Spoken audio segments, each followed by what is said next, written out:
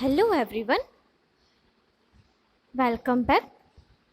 તો advance construction technology એનામાં આજે આપણે હવે નવું ચેપ્ટર સ્ટાર્ટ કરવાનું છે કે જેનું નામ છે કન્સ્ટ્રક્શન પ્લાન્ટ એન્ડ મશીન્સ. બરાબર કે આપણે બાંધકામ, તમારી જે બુક છે એનામાં સેકન્ડ ચેપ્ટર છે કે બાંધકામ માટે વપરાતા પ્લાન્ટ અને યંત્ર સામગ્રી. ઓકે, તો આપણે લોકો સ્ટાર્ટ કરીએ. ફર્સ્ટ ઓફ ઓલ કે નીડ ફોર કન્સ્ટ્રક્શન ઇક્વિપમેન્ટ. બરાબર ને, કે કન્સ્ટ્રક્શન ઇક્વિપમેન્ટ છે એના વિશે તમે બધા જાણો જ છો. આગળ બી આપણી ચર્ચા થઈ ચૂકી છે. આપણે કે કોને કન્સ્ટ્રક્શન, એટલે આપણે કન્સ્ટ્રક્શન માટે જે ઇક્વિપમેન્ટ્સ છે, ક્રેન છે કે જે બધા એક્સકેવેટર છે, જે બધા યુઝ થતા હોય, આપણે ફર્સ્ટ ચેપ્ટર છે એનામાં થોડું ઘણું ડિસ્કશન કર્યું હતું. તો જે બધું છે યુઝ થતું હશે એ શું કહેવાય કે એને આપણે કન્સ્ટ્રક્શન છે પ્લાન્ટ અથવા યંત્ર સામગ્રી. ઓકે, કન્સ્ટ્રક્શન કરવા માટે જે યંત્ર સામગ્રી યુઝ થાય એ બધી કહીશું. આપણે જોઈએ કે આગળ બધી કઈ કઈ છે, પણ એ કન્સ્ટ્રક્શન ઇક્વિપમેન્ટ્સ છે એનું નીડ શું, જરૂરત શું પડે. તો કે છે કે reduce the duration of the process. Okay, કે આપણે છે પ્રોસેસ કરવાની છે, કોઈ પણ કન્સ્ટ્રક્શન વર્ક કરવાનું છે, તો સૌથી પહેલાં તો આપણે આવા ઇક્વિપમેન્ટ્સ છે એનો યુઝ કરીએ તો એનું ડ્યુરેશન છે એને ઘટાડી નાખે છે. બરાબર ને, જલ્દી કામ થઈ જાય છે. જ્યારે મેન્યુઅલી આપણે કોઈ વર્ક કરીએ તો આપણને કામ કરતાં વધારે સમય લાગે છે, વધારે વાર લાગે છે. એની જગ્યાએ આવા કોઈ ઇક્વિપમેન્ટ્સ યુઝ કરવામાં આવે તો ફટાફટ છે જે કામ થઈ જતું હોય છે. પછી રિડ્યુસ ધ કોસ્ટ. બરાબર ને, કે હવે આપણે સમજો કે 10 દિવસ કોઈ કામ કરતાં 10 દિવસ લાગે છે, મતલબ મેન્યુઅલી કામ કરતાં, તો 10 દિવસનું આપણે છે કે મજૂરો હોય એને પગાર ચૂકવવો પડે અને બીજા બધા મટીરિયલ્સ વગેરેનો બી કોસ્ટ થાય. એની જગ્યાએ આપણે આવા ઇક્વિપમેન્ટ યુઝ કરીએ તો 2 દિવસમાં જ કામ થઈ જાય. એવું હોય તો એના લીધે આપણે છે કે કોસ્ટ છે એ પણ રિડ્યુસ કરી શકીએ છીએ. નેક્સ્ટ વન છે કે રિડ્યુસ હેવી મેન્યુઅલ વર્ક. બરાબર ને, કે મેન્યુઅલ વર્ક છે આપણે મેન પાવર પાસે જે કામ કરાવીએ છીએ એને પણ છે આવા ઇક્વિપમેન્ટ છે એ રિડ્યુસ કરી નાખે છે, ઘટાડી નાખે છે અને જલ્દી પણ કામ થઈ જાય છે. એટલે આપણે લોકો છે કે જનરલી આવા કન્સ્ટ્રક્શન ઇક્વિપમેન્ટ યુઝ કરતા હોઈએ છીએ. નેક્સ્ટ જોઈએ તો કે factors behind the selection of construction equipment. બરાબર ને, કે હવે જ્યારે કન્સ્ટ્રક્શન ઇક્વિપમેન્ટ્સ છે એને સિલેક્ટ તો કરવા પડે ને, કે કયું કન્સ્ટ્રક્શન ઇક્વિપમેન્ટ આપણે વાપરશું. તો એ સિલેક્ટ કરવા પાછળ કયા કયા ફેક્ટર અફેક્ટ કરે છે એના વિશે જોઈએ. તો ઇકોનોમિક કન્સાઇડરેશન્સ છે, કંપની સ્પેસિફિક છે, સાઇટ સ્પેસિફિક છે, equipment specific, client and project specific છે, મેન્યુફેક્ચરર સ્પેસિફિક છે, લેબર કન્સાઇડરેશન છે. ઓકે, આટલા બધા ફેક્ટર્સ છે જે અફેક્ટ કરે છે આપણે કયો ટાઈપ યુઝ કરશું કન્સ્ટ્રક્શન ઇક્વિપમેન્ટનો. બરાબર, કયું કન્સ્ટ્રક્શન ઇક્વિપમેન્ટ યુઝ કરશું એના માટે આવું બધું આપણે જોવું પડે છે. તો એને એક એક ડિટેલમાં જોતા જઈએ આગળ. તો સૌથી પહેલાં છે કે ઇકોનોમિક કન્સાઇડરેશન. બરાબર ને, કે the economic consideration such as owning cost, operating labour cost and operating fuel cost of equipment are most important in the selection of equipment. બરાબર ને, કે આપણે ઓર્નિંગ કોસ્ટ મીન્સ કે આપણે અગર જો ઇક્વિપમેન્ટ છે લઈએ છીએ, ખરીદી લઈએ છીએ, તો એનો કોસ્ટ કેટલો છે અથવા તો આપણે એને રેન્ટ પર લીધું છે કોઈ પાસેથી, તો એનું આપણે કેટલું ભાડું ચૂકવવું પડે છે એ કોસ્ટ જોવો પડે. પછી ઓપરેટિંગ લેબર કોસ્ટ છે, કે ઇક્વિપમેન્ટ છે એને ઓપરેટ કરવું છે, ચલાવવું છે, તો એના માટે લેબર છે એને કેટલી આપણે પગાર વગેરે ચૂકવવું પડે. પછી ઓપરેટિંગ ફ્યુલ કોસ્ટ છે, એમને એમ તો ચાલશે નહીં. બરાબર ને, કોઈ પણ ઇક્વિપમેન્ટ લીધું છે એના માટે ફ્યુલ છે, બળતણ આપણને વાપરવું જ પડશે. પેટ્રોલ, ડીઝલ કે ગમે તેનાથી ચાલતું હોય તો એ યુઝ કરવું પડશે, તો એનું કોસ્ટ છે. તો એ બધા મોસ્ટ ઇમ્પોર્ટન્ટ છે સિલેક્શન ઓફ ઇક્વિપમેન્ટમાં. બરાબર ને, કે બધી ટાઈપથી જે ઇકોનોમિકલ હોય એ પ્રમાણે આપણે સિલેક્ટ કરવાનું છે. આપણને જેનો સૌથી પહેલાં તો કે કઈ વસ્તુનો યુઝ કરવાનો છે, કયા ઇક્વિપમેન્ટનો યુઝ કરવાનો છે, અને એના પછી કે આ બધા ફેક્ટર્સ જોવામાં આવે છે કે આપણે એને ખરીદીએ તો એનો કેટલો કોસ્ટ થાય છે, લેબર કોસ્ટ કેટલો છે. ઓકે ને, ઓપરેટ કરવા માટે. તો એવું થોડુંક ઇકોનોમિક બને એ પ્રમાણે આપણે સિલેક્ટ કરવાનું હોય છે. આપણા એન્જિનિયરિંગમાં મેં પહેલાં પણ કીધું હતું કે ઇકોનોમિકલ એક એવો વર્ડ છે કે જે બધી જગ્યાએ આવશે, બરાબર ને, કે હંમેશા આપણે કોઈ બી કાંઈ પણ સિલેક્ટ કરવાનું છે તો એ ઇકોનોમિકલ જ સિલેક્ટ કરવાનું છે. પછી છે કે besides the resale value, the replacement cost of existing equipment and the salvage value associated with the equipment are also important. Means કે જ્યારે રીસેલ વેલ્યુ એટલે કે હવે આપણે ઇક્વિપમેન્ટ કોઈ ખરીદી લીધું છે તો આપણે એને પાછું વેચવું છે અથવા તો સારું નથી આવ્યું કે ગમે તે હોય એક્સચેન્જ કરવું છે તો એની કોસ્ટ છે. સાલ્વેજ વેલ્યુ છે મતલબ કે આપણે કહી શકીએ કે થોડાક ટાઈમ સુધી છે આપણે ઇક્વિપમેન્ટને વાપરી લીધું, ઓકે, પછી થોડાક ટાઈમ પછી હવે એ ઇક્વિપમેન્ટ છે એને આપણે હવે સાવ કહી શકીએ ને કે વાપરવા જેવું નથી રહ્યું, થોડાક વર્ષ પછી 10-12 વર્ષ પછી હવે આપણે એને ભંગારમાં વેચવું છે તો એ ભંગારની એની વેલ્યુ, કેમ કે એક આખું ઇક્વિપમેન્ટ છે એ બિલકુલ તો ખરાબ નહીં થઈ જાય, ઓકે, એનામાંની મોટર છે કે બીજું કંઈ પણ એનામાં નાના નાના પાર્ટ્સ છે એ કદાચ ફરી પાછા યુઝ થઈ શકે.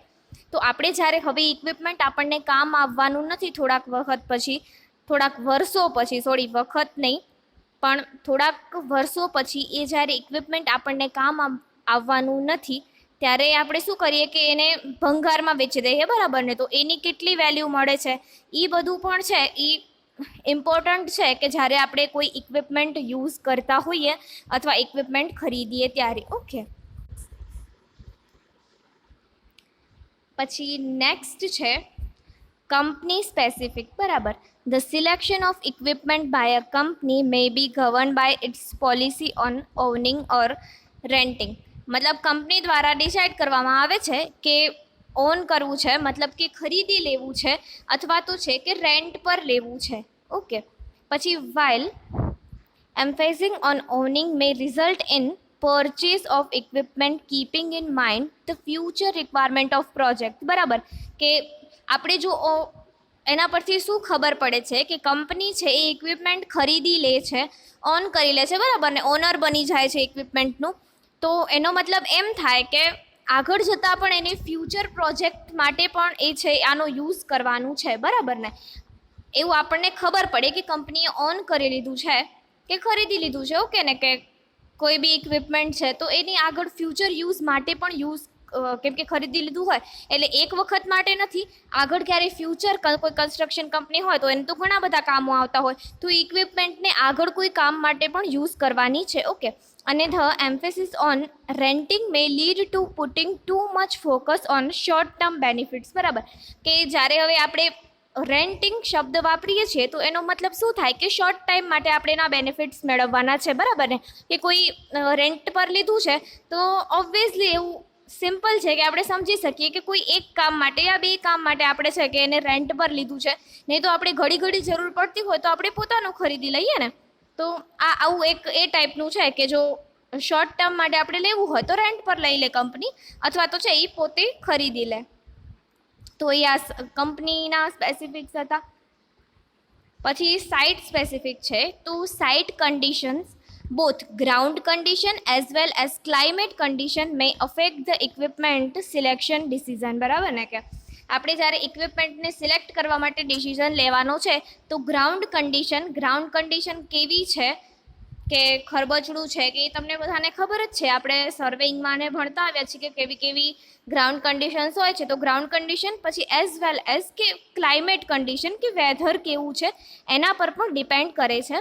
ફોર એક્ઝામ્પલ કે the soil and profile of a site may dictate whether to go to a crawler mountain અથવા crawler mountain equipment or a wheel mountain equipment, મતલબ કે ક્રાઉલર ઓર વ્હીલમાંથી કયું છે માઉન્ટેન ઇક્વિપમેન્ટ સિલેક્ટ કરવું એ વેધર કન્ડિશન પર આધાર રાખે છે, બરાબર ને, કે વેધર કન્ડિશન એનું સૂચન કરે છે કે બંનેમાંથી કયું ઇક્વિપમેન્ટ છે એ સિલેક્ટ કરવા જેવું છે. પછી if there is a power line at or in the vicinity of site, બરાબર, કે આપણે આજુબાજુ છે, વિસિનિટી મતલબ કે આજુબાજુનો જે એરિયા છે સાઇટની ત્યાં કને પાવર લાઇન છે અથવા ફ્યુલ વગેરે અવેલેબલ છે કે નહીં પાવર્સ, એના પ્રમાણે છે કે one may go for fixed base kind of equipment rather than a mobile kind of equipment, બરાબર ને, કે આપણે શું કહેવાય મોબાઈલ કાઇન્ડનું કે ચાલતું ફરતું ઇક્વિપમેન્ટ યુઝ કરવું છે કે અથવા તો તે જગ્યાએ ફિક્સ કોઈ ઇક્વિપમેન્ટ બેસાડીને યુઝ કરવાનું છે એ ડિસાઈડ થાય છે શું કહેવાય કન્ડિશન નહીં પણ ત્યાં કરીને પાવર લાઇન પરથી, બરાબર ને, કે પાવર લાઇન કેવી છે એ પ્રમાણે આપણે યુઝ કરવાનું હોય છે કે સિલેક્ટ કરવાનું હોય છે, યુઝ નહીં સોરી, કે આપણે કયું છે એને સિલેક્ટ કરશું, ઓકે ને, કે મોબાઈલ કાઇન્ડ ઓફ યુઝ કરશું ઇક્વિપમેન્ટ કે યા તો પછી કે ફિક્સ ઇક્વિપમેન્ટ યુઝ કરશું. તો આ સાઇટ સ્પેસિફિક હતા કે સાઇટ કન્ડિશન, એટલે સાઇટ કન્ડિશનને મીન્સ કે સરફેસ કન્ડિશન અને વેધર કન્ડિશન બંને પરથી ડિસાઇડ કરવાનું હોય છે.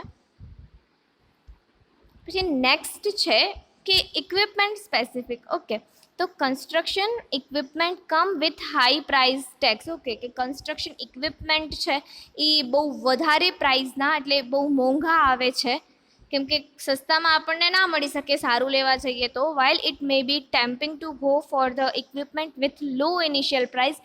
એટલે એવા આપણને કહી શકીએ ને કે આપણને આકર્ષણ કરવા માટે એવા છે કે લો પ્રાઇસના પહેલાં બી હોય છે, લો પ્રાઇસના ઇક્વિપમેન્ટ્સ પણ બજારમાં અવેલેબલ હોય છે, પણ it is preferable to opt for standard equipment, બરાબર ને. પણ આપણે કોઈ આકર્ષણમાં ન આવતા અથવા વધારે પ્રાઇસ કે ઓછું પ્રાઇસ ન જોતા, જે સ્ટાન્ડર્ડ ઇક્વિપમેન્ટ છે એ યુઝ કરવા જોઈએ.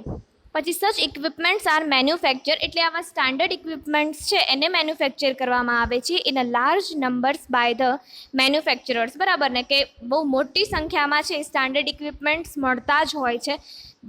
મોટી સંખ્યામાં સ્ટાન્ડર્ડ ઇક્વિપમેન્ટ મેન્યુફેક્ચર કરવામાં આવે છે મેન્યુફેક્ચરર્સ દ્વારા. And their spare parts are easily available, અને એના જે આપણે એવું છે કે કોઈ સ્પેર પાર્ટ બગડી જાય તો એ બી છે કે ઇઝીલી અવેલેબલ હોય છે.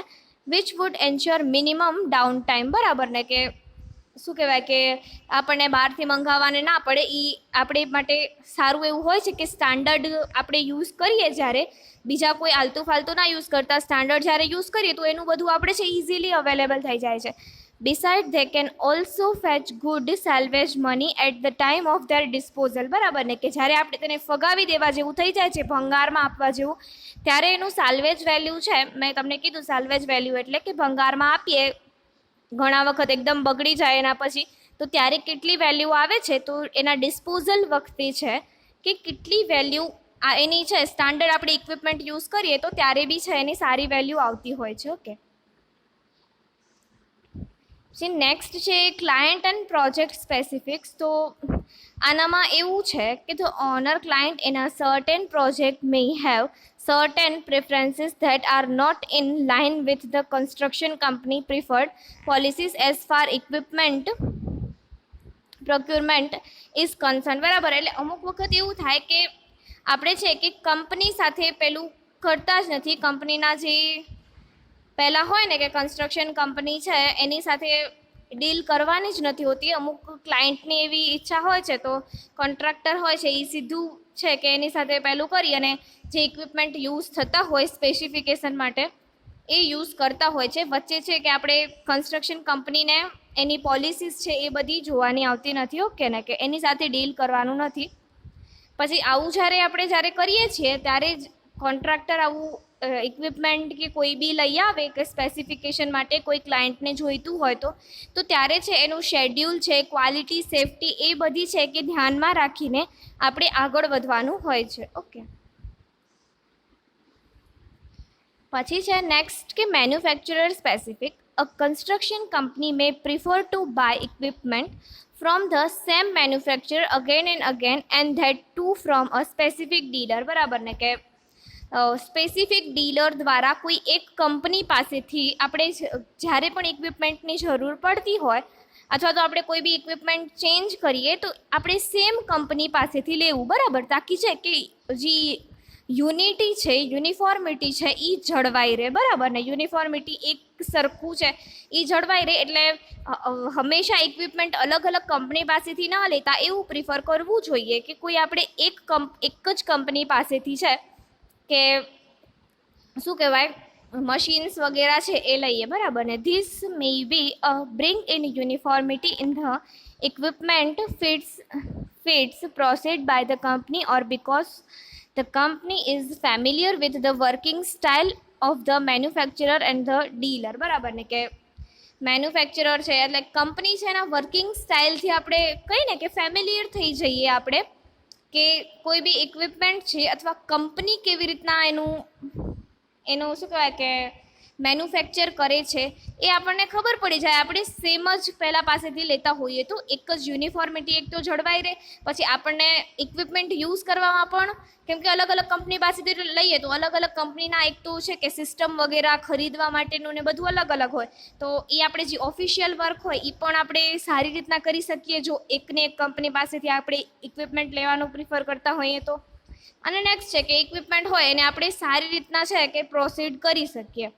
તો એના માટે છે કે મેન્યુફેક્ચરરનો મતલબ એમ કે જે એક જ કોઈ કંપની છે એની પાસે આપણે છે પ્રિફર કરવું જોઈએ વધારે કે લઈએ ઇક્વિપમેન્ટ્સ. ઓકે, નેક્સ્ટ જઈએ તો કે છે કે લેબર કન્સિડરેશન, બરાબર, કે હવે લેબર શું છે તો shortage of man power in some situations may lead to a decision in favour of procuring equipment that is highly automated, બરાબર, કે જ્યારે હવે આપણી પાસે મેન પાવર અવેલેબલ નથી, કોઈ માણસો વર્ક કરવા માટે અવેલેબલ નથી, ત્યારે આપણે છે કે હાઈલી ઓટોમેટેડ મતલબ કે પોતાની રીતે કામ કરી શકીએ એવા મશીનો લેવા પડે કે જે બહુ મોંઘા પડે, બરાબર ને.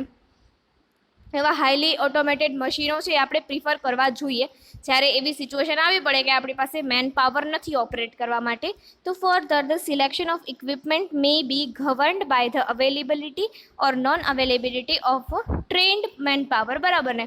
અથવા તો છે કે મેન પાવર યા તો ટ્રેન્ડ મેન પાવર, મીન્સ કે મેન પાવર ભલે હોય આપણી પાસે પણ એને છે મેન પાવરને ઓપરેટ કરતાં તો આવડવું જોઈએ કે નહીં, કે ઇક્વિપમેન્ટ પડ્યું છે અને મેન પાવર બી આપણી પાસે છે પણ મેન પાવર છે કે એ એકદમ સ્કિલ નથી, તો એને પેલું શું કહેવાય કે ઓપરેટ કરતાં જ નહીં આવડે ને, તો એવા મેન પાવરનું બી આપણે કાંઈ ત્યારે કામ નહીં થાય. તો શું છે કે એના પર બી એક તો મેન પાવર કેટલું છે કે નહીં એના પરથી આપણે ઓટોમેટેડ સિસ્ટમ્સ લેવા જોઈએ. અને પછી બીજું તો એ કે મેન પાવર હોય પણ એમાં skilled man power, trend man power હોવું જોઈએ આપણી પાસે, કે જેની પાસે આપણે છે કામ કરાવી ઓપરેટ કરાવી શકીએ. ઓકે ને, તો બસ આ હતા તમારા કે કયા કયા ફેક્ટર છે એ અફેક્ટ કરે છે, કે બસ કે એના સિવાય છે કે બીજું તો છે કે સાઇઝ ઓફ ઇક્વિપમેન્ટ, કે સાઇઝ ઓફ ઇક્વિપમેન્ટ છે બહુ મોટું ના હોય તો સારું, એમ આપણે જનરલી નાનું પ્રિફર કરીએ કે આપણું કામ બી થઈ જાય અને આપણને વધારે એને સ્ટોર કે કેરી કરવા માટે પહેલું ના કરવું પડે. એટલે સાઇઝ છે. પછી મેં તમને યુનિફોર્મિટી વિશે કીધું કે આપણે એક જ કંપની પાસે લઈએ તો સારું છે. પછી છે કે કોસ્ટ ઓફ પ્રોડક્શન છે, એટલે કે મશીન આપણે જ્યારે બનાવતા હોઈએ ત્યારે એનું જે ઇનિશિયલ ખર્ચ છે એ પણ ઓછો થાય તો સારી વાત છે. અને એની ઓપરેટિંગ ફેસિલિટીઝ છે, બરાબર ને, કે એ પણ આપણે આવડી જાય, સિમ્પલ ઓપરેટેડ હોવું જોઈએ એમ, કે બહુ એવી રીતના હાર્ડ પેલું હશે તો એને તો કેમ પછી ઓપરેટ કરી શકશું ને, પછી એના માટે બહુ એવા હાઈ સ્કિલ મેન પાવર જોઈશે, તો એ વળી વધારે પૈસા માંગે તો પછી ફરી પાછું ઇકોનોમિકલમાં પ્રોબ્લેમ આવી જાય કે ઇકોનોમિકલ ના થાય. એક તો આપણે મશીનનો આટલો ખર્ચો કરતા હોઈએ અને પ્લસમાં આપણે છે કે મેન પાવરને આટલું બધું છે પૈસા ચૂકવવા પડે. તો એટલે ઓપરેટેડ સિમ્પલી ઓપરેટેડ મતલબ કે ઓપરેટિંગ ફેસિલિટી છે એની એમ સારી હોવી જોઈએ જનરલી. અને સ્યુટેબિલિટી ફોર ફ્યુચર મીન્સ કે પસંદ કરેલ મશીન છે એટલે એવું કે આપણે જે પણ મશીન આપણે સિલેક્ટ કર્યું છે એ એવું નહીં કે એક જ કામ માટે યુઝ થાય, બરાબર ને, કે ફ્યુચરમાં આપણે આગળ પણ એ યુઝ થઈ શકે એવું આપણે લેવાનું હોય છે, એવું સિલેક્ટ કરવાનું હોય છે. તો બસ આ હતા આપણા factor affecting the selection of equipment, બરાબર ને, કે ઇક્વિપમેન્ટ સિલેક્ટ કરવા માટે આપણે કયા કયા ફેક્ટર છે એ અફેક્ટ કરે છે એ. તો આજે બસ આટલું રાખીએ, આગળનું આપણે નેક્સ્ટ લેક્ચરમાં ડિસ્કસ કરશું. Okay, bye, have a good day.